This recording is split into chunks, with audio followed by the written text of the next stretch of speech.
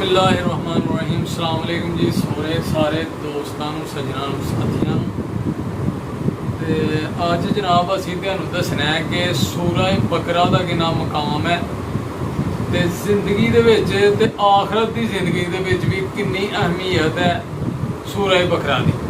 ठीक है दोस्तों, ते सूरह बकरा हज़रत अब्दुल्ला इब्ने अब्बास रज़ी अल्लाह ताला अन्हो फरमाते ने कि सूरह बकरा जिहड़ी है ना मदीने शरीफ च नाज़ल होने वाली सब तो पहली सूरत जिहड़ी है ना सूरह बकरा है। तो सूरह बकरा कुरान पाक की सब तो बड़ी सूरत है। तो सूरह बकरा दा यानी कि 40 रकूआं तो मुश्तमल है। तो 286 आयतां ने एहदियां सूरह बकरा दियां ते 6121 कलमात ने एहदे ते 25,500 लफ्ज़ां दे मुश्तमल है सूरह बकरा। सूरह बकरा का नाम क्यों दिता गया, क्यों है यानी कि सूरह बकरा नूं बकरा कहा जाता है कि इहदे विच बनी इसराइल दी एक गाय का वाक़या उहदी वजह नाल सूरह बकरा नूं बकरा कहा जाता है। अरबी दे विच बकरा नूं यानी कि गाय नूं बकरा कहा जाता है। ठीक है दोस्तों, तो यह जो वाक़या ना बनी इसराइल की गाय का बहुत ही दिलचस्प स्टोरी है। तो तुसी जनाब जो पढ़ोगे ना तो बहुत ज़्यादा मज़ा आएगा। एक तो ये बड़िया गल्लां सीखण नूं मिलणगियां कि माँ बाप की खिदमत करन ते किन्ना अजर है। तो माल यानी कि कारोबार ते माल हलाल दे विच किन्नियां बरकतां ने, ये सारिया चीज़ां उहदे विच सीखण नूं तुहानूं मिलणगियां। इस वास्ते सूरह बकरा की तिलावत करो तो तर्जमे नाल पढ़ो तो तुहानूं उहदे विच बहुत कुछ सीखण नूं मिलेगा। तो नबी पाक सल्लल्लाहु अलैहि वसल्लम उन्हां दी एक हदीस है कि सूरह बकरा जिहड़ी है ना जिहड़े घर दे विच सूरह बकरा की तिलावत की जाए उत्थे जिन की शैतान भी नहीं इंटर हो सकता, शैतान भी उस घर च दाखिल नहीं हो सकता। तो एक दिन सूरह बकरा की तिलावत की जाए घर च, 3 दिन शैतान जिहड़ा ना उस घर च दाखिल नहीं हो सकता। तो जिथे शैतान दाखिल नहीं होएगा उस घर च बरकतां होणगियां, रहमतां अल्लाह ताला दियां बरसणगियां, क्योंकि ना तो उत्थे लड़ाई होनी है, सारे मुहब्बत नाल प्यार नाल रहना आपस च, ते अल्लाह ताला दा करम ही करम होना है। जदों किसी ने लड़ना नहीं, मुहब्बतां होनियां ने, तो फिर कारोबार भी वधने ने, हालात भी बेहतर होने ने, अल्लाह ताला दियां रहमतां होनियां ने, रिज़्क च भी इजाफा होना है, सारियां टेंशनां परेशानियां मुक जानियां।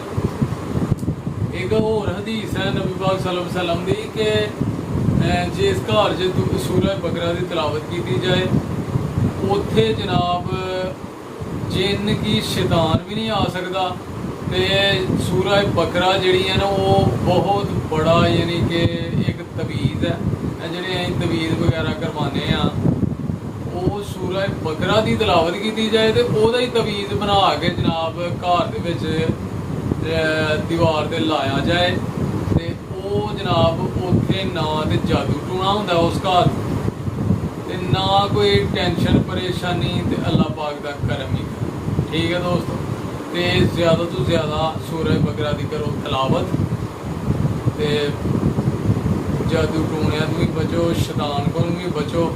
तो सूरह बकरा दी जिहड़ियां 2 आखिरी आयतां ने ना उन्हां दा भी बड़ा मकाम है कि रात नूं सौण तो पहला तुसीं वो 2 आयतां जिहड़ियां ने सूरह बकरा दियां आखिरी 2 आयतां पढ़ो। तो एक दिन नज़र तो भी बंदा बच जाता, यानी कि नज़र लग गई है जी बच्चियां ਉਹਦੇ ਤੋਂ भी महफूज रहता बंदा, तो जादू टूणिया तो भी महफूज रहता। ठीक है दोस्तों, अज की वीडियो यही कि जनाब इत्थे एंड करने कि सूरह बकरा दी फजीलत तुहानूं दसी है कि किन्ना मकाम है सूरह बकरा का। हाँ एक गल होर कि सूरह बकरा दी जिहड़े बंदे तिलावत करते हैं आखरत ते यानी कि रोज़ा महशर वाले दिन वो उस बंदे की शफात भी करेगी जिहड़ा कि सूरह बकरा की तिलावत कर।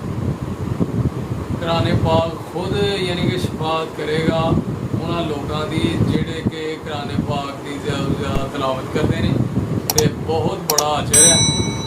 ਤੇ ਦੁਨੀਆ ਵੀ ਸਵਰ ਜਾਏਗੀ ਤੇ ਆਖਰਤ ਵੀ। ਤੇ ਇਹਦੇ ਨਾਲ ਹੀ ਜਨਾਬ ਅੱਜ ਦੀ ਵੀਡੀਓ ਐਂਡ ਕਰਨੇ ਆ। ਉਮੀਦ ਕਰਨੇ ਤੁਹਾਨੂੰ ਜ਼ਰੂਰ ਪਸੰਦ ਆਈ ਹੋਏਗੀ ਤੇ ਖੁਦ ਵੀ ਇਹਨਾਂ ਗੱਲਾਂ ਤੇ ਕਰਨਾ ਹੈ ਅਮਲ, ਤੇ ਦੂਸਰਾ ਤੱਕ ਵੀ ਕਰੋ ਸ਼ੇਅਰ ਕਿ ਕੋਈ ਨਾ ਕੋਈ ਜਿਹੜਾ ਨਾ ਉਹ ਇਹਨਾਂ ਗੱਲਾਂ ਤੇ ਅਮਲ ਕਰੇ ਤੇ ਅੱਲਾਹ ਤਾਲਾ ਸਾਨੂੰ ਵੀ ਅਮਲ ਕਰਨ ਦੀ ਤੌਫੀਕ ਦੇ। ਠੀਕ ਹੈ ਦੋਸਤੋ, ਆਪਣਾ ਤੇ ਆਪਣੇ ਪਿਆਰਿਆਂ ਦਾ ਰੱਖਣਾ ਖਿਆਲ, ਮਾਂ ਬਾਪ ਦੀ ਕਰਨੀ ਹੈ ਸੇਵਾ, ਨਮਾਜ਼ ਜ਼ਰੂਰ ਪੜ੍ਹਨੀ ਹੈ ਤੇ ਤਲਾਵਤ ਕਲਾਮੇ ਪਾਕ ਜ਼ਰੂਰ ਕਰਨੀ ਹੈ। ਘਰ 'ਚ ਜਨਾਬ ਸੂਰਾ ਬਕਰਾ ਦੀ ਜ਼ਿਆਦਾ ਤਲਾਵਤ ਕਰੋ, ਸ਼ੈਤਾਨ ਤੋਂ ਬਚੋ, ਜਾਦੂ ਟੂਣਿਆਂ ਤੋਂ ਬਚੋ। ਠੀਕ ਹੈ ਦੋਸਤੋ, ਫਿਰ ਮਿਲਾਂਗੇ ਇਨਸ਼ਾਅੱਲਾ ਇੱਕ ਨਵੀਂ ਵੀਡੀਓ ਦੇ ਨਾਲ। ਓਕੇ ਫਿਰ, ਅੱਲਾਹ ਹਾਫਿਜ਼, अस्सलाम वालेकुम।